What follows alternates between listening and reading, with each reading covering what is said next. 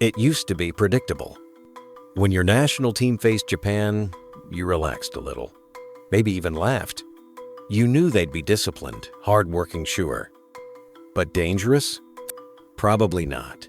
But lately, that's changed.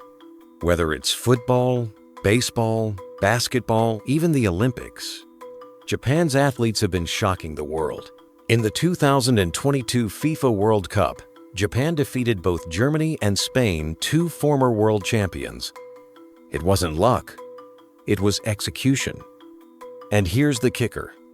Out of the 26 players in that squad, 21 were playing in Europe. Fast forward to today, Japan now has over 80 players active in European football clubs. That's more than any other Asian nation, and the number keeps rising. In baseball, they crushed Team USA in the World Baseball Classic Final. And leading them was a man named Shohei Ohtani. I'm sure you know who he is. A two-way superstar who pitches like an ace and hits like a slugger. Saying he's one of the players who dominating Major League Baseball right now isn't hyperbole. It's just a fact. And in basketball, Japan is now the highest-ranked team in Asia. Including two currently active players, Japan has produced a total of 4 NBA players. In the 2023 FIBA World Cup, they came back from an 18-point deficit to defeat Finland, a team led by NBA talent Lauri Markkanen, marking the first Asian victory over a European team in a major tournament since China beat Germany in 2008.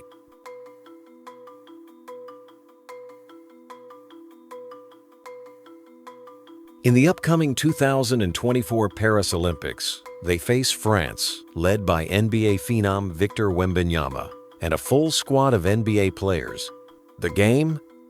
Tight, physical, wildly competitive. Japan pushed France into overtime and only lost by 4. These aren't moral victories anymore. These are warnings. Fans from powerhouse nations are starting to sweat. So, what happened? Japan used to be average technically sound. Yes, but never a serious threat. Now, they're fast, fearless, and strategically ahead of the game. This is no fluke, because behind every medal, every upset, every last-minute goal, lies a decades-long transformation. One driven not just by better training or bigger budgets, but by culture, history, and policy. So today, we're digging deeper into how Japan quietly turned itself into a sports superpower the world can no longer afford to ignore.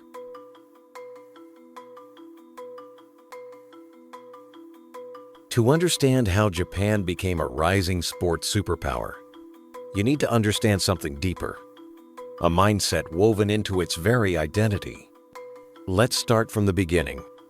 Japan was never handed the advantage. In fact, its rise begins with 2 stark reminders of how far behind it once stood.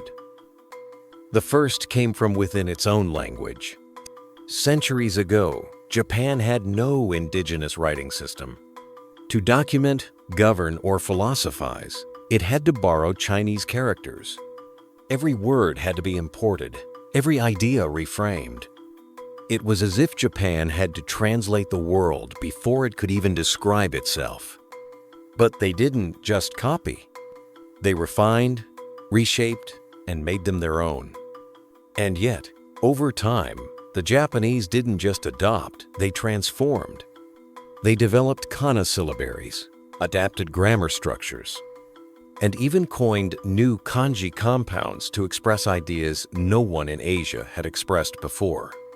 By the 19th century, Japan was using those reimagined characters to translate the complexities of Western modernity. Terms like capital, democracy, science, economy, freedom, society. And the irony? These Japanese-made words were eventually adopted back into Chinese, from borrower to innovator. But it all started with acknowledging a deficit. The second wake-up call was global.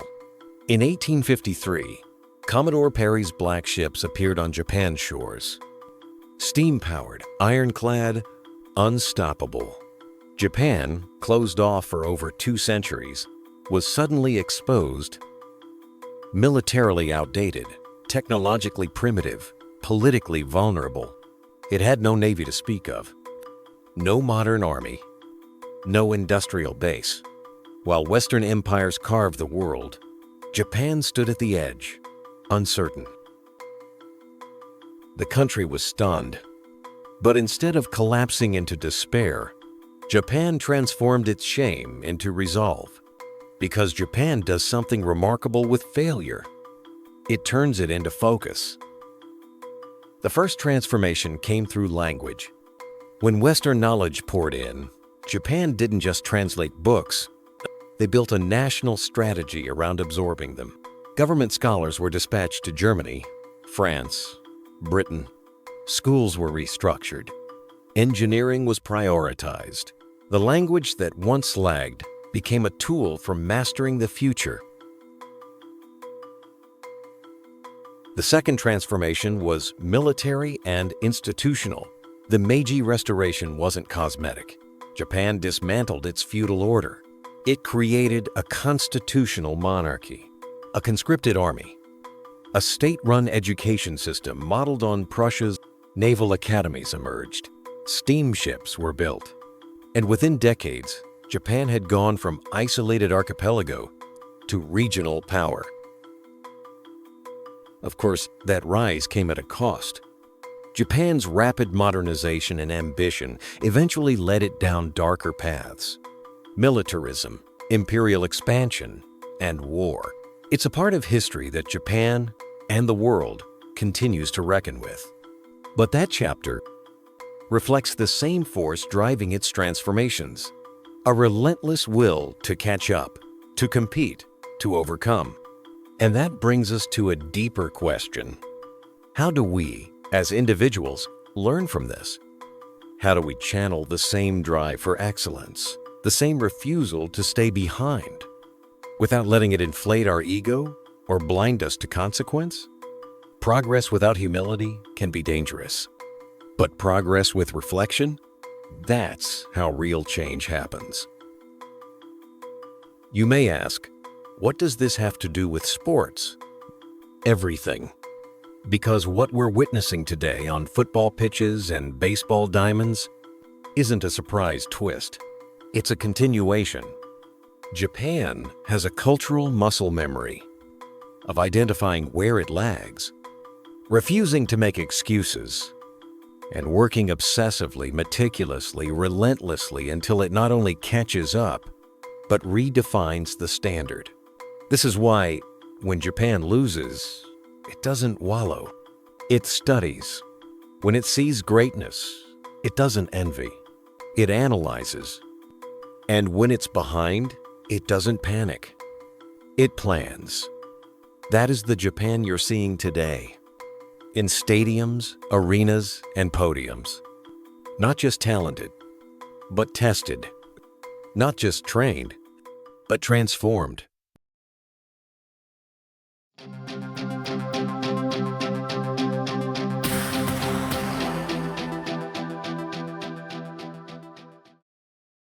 Japan's national character is astonishing, disciplined, resilient, and fiercely focused.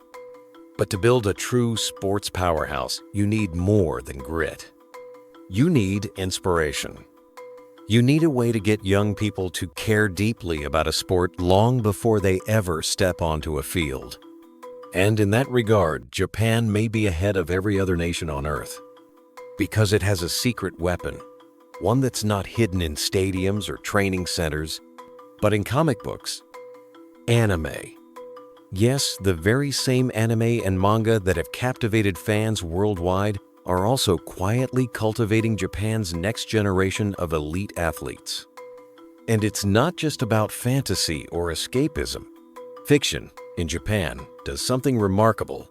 It plants seeds of belief. Take Haikyuu, for example.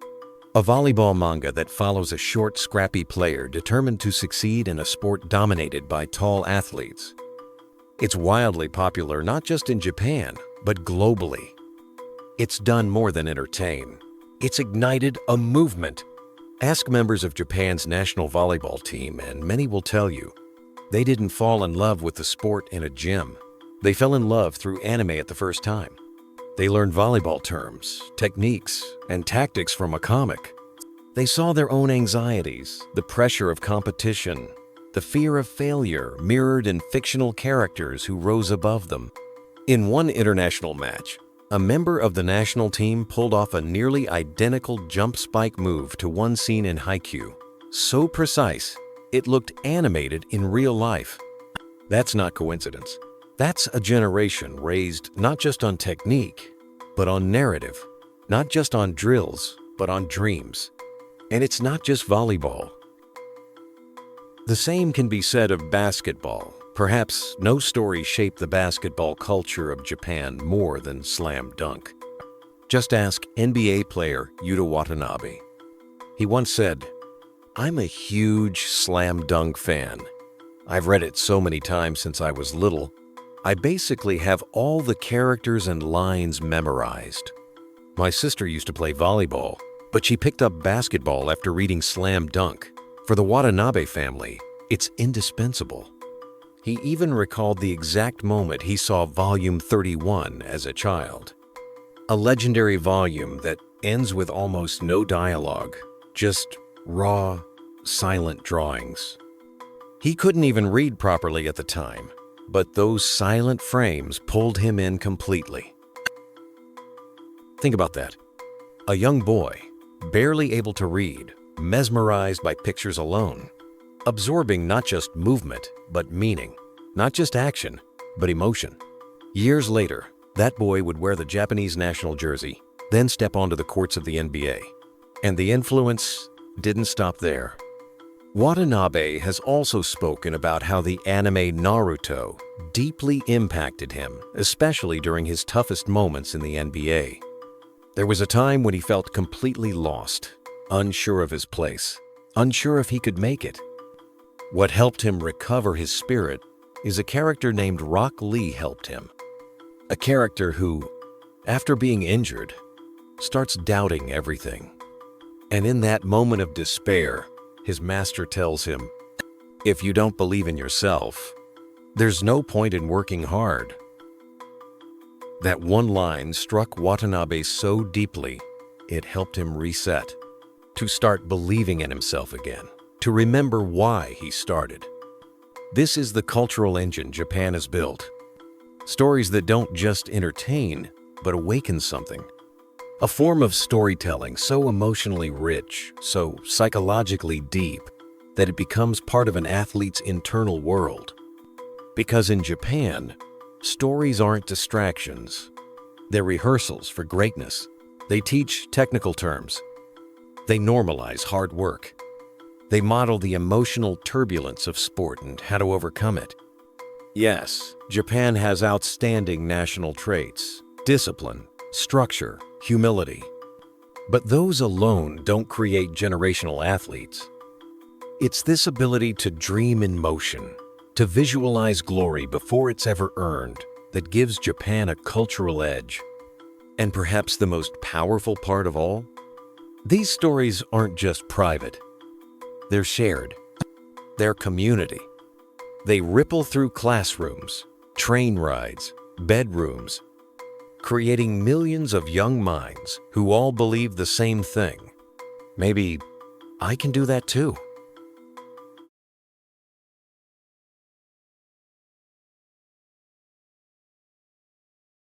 When we watch Japanese athletes compete on the world stage, one thing becomes immediately clear: their focus, their discipline, their grace under pressure. But behind every swing, every serve, and every sprint stands something much larger, something invisible to most outsiders. A deeply rooted cultural force, a community of support. This is Japan's Onyundan, a tradition unlike anywhere else in the world. The story of Onyundan begins not with professional leagues, but with students. In the late 19th century, During Japan's Meiji Restoration, Western sports like baseball and rowing were introduced into Japanese schools. And with these new competitions came a new need: support. Students began forming impromptu cheering squads. What started as spontaneous gatherings of classmates yelling encouragement quickly evolved into something far more sophisticated. By the early 20th century, these cheering squads transformed into fully institutionalized student organizations. They were no longer just fans, they became guardians of school honor. The training is rigorous. Members are drilled in vocal projection, posture, synchronized movement, and ceremonial rituals. Every uniform, every stripe, every role reflects precise hierarchy. For the athletes on the field, this disciplined wall of energy behind them becomes an unshakable force. For the fans, it transforms the stadium into a synchronized, emotional spectacle. But Onyendan is not just about discipline. It's about identity. For many, joining an Onyendan is an emotional commitment to represent not just themselves, but generations before them. The flags they wave and the instruments they play are often passed down year after year. A living chain of collective memory. Interestingly, the Onyendan aren't just cheerleaders for their teams, they compete too. Across Japan, intercollegiate Onyendan competitions judge squads on coordination, originality, and spirit. It's a competition of honor where performance becomes ritual and ritual becomes tradition. Yet, Onyendan culture extends far beyond school grounds. Today, professional teams, community clubs, and even national squads borrow elements from this school-based tradition. For Japanese fans, cheering is not a hobby, it's a civic duty. Onyendan creates something many sports cultures struggle to achieve: a shared sense of belonging. At the professional or national level, some Onyendan even create custom songs for star players. This scene, for example, shows fans chanting for Shohei Ohtani for both athletes and spectators. These moments aren't just about scoring points. They're about being part of something greater than oneself.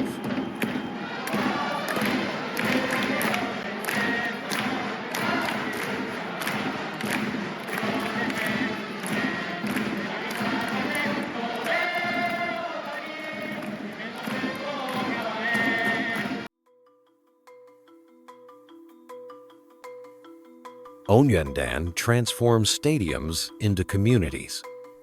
It forges bonds among strangers, turns fans into lifelong supporters, and gives athletes an emotional anchor that often carries them through the hardest moments of competition.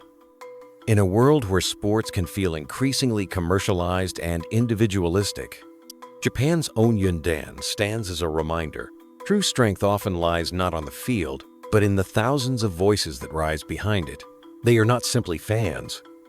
They are custodians of honor, carriers of tradition, and, most importantly, the heartbeat behind every Japanese athlete. In Japan, sports are not merely games. They're platforms for teaching discipline, honor, and community responsibility. From Onyendan chants to anime-inspired dreams, every element feeds into a national culture.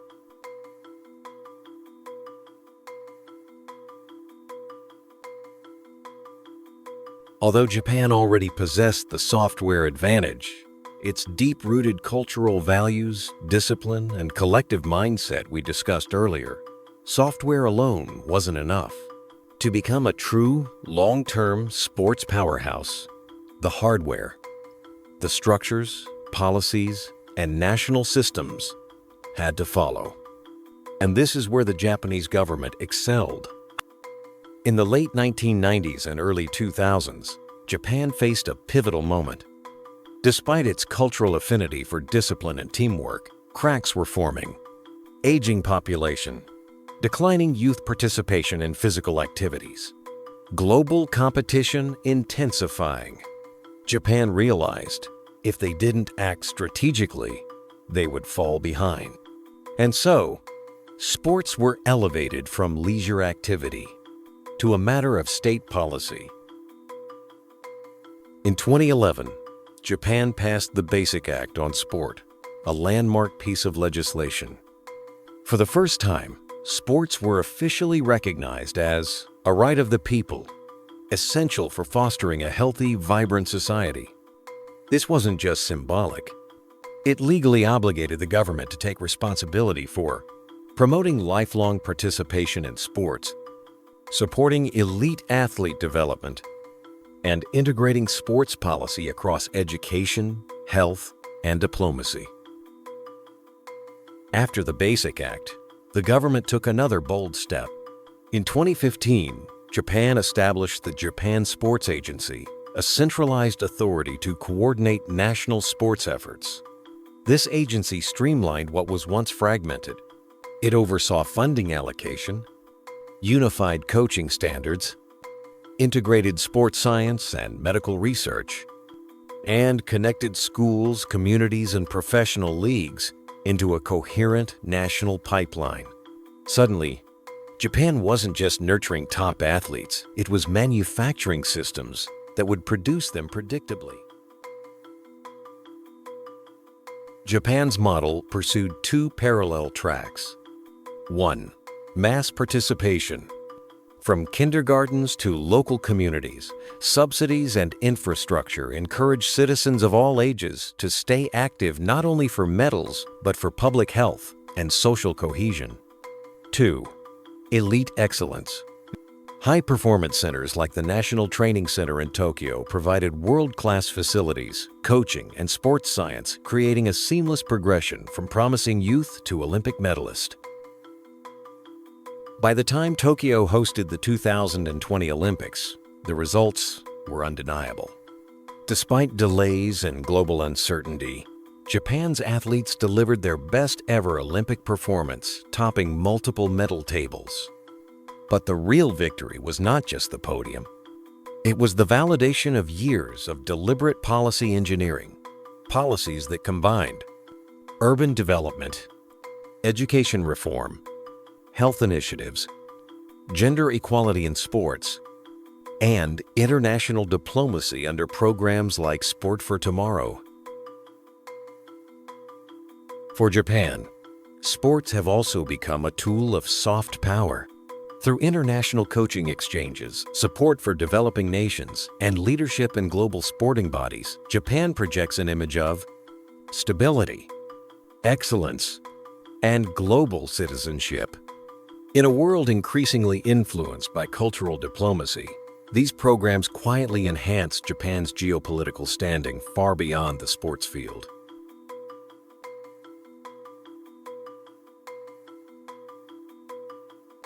In Chinese, there's an old saying, 10 years to sharpen a sword. For Japan, this sword has been in the making far longer. Patiently, deliberately, they've honed their policies, built their institutions, and tempered their culture as if sharpening a samurai blade for decades. Culture provides the will, policy builds the way. And now, at last, this blade has just been drawn from its sheath, its edge gleaming, its true potential only beginning to show. The world is only seeing the first cut. If you enjoyed this deep dive, don't forget to like, subscribe, and leave a comment. We'd love to hear your thoughts. If you'd like to support the kind of research and storytelling we do here at Contextual, feel free to buy me a coffee. Every bit helps us keep creating. Thanks for watching, and we'll see you in the next episode.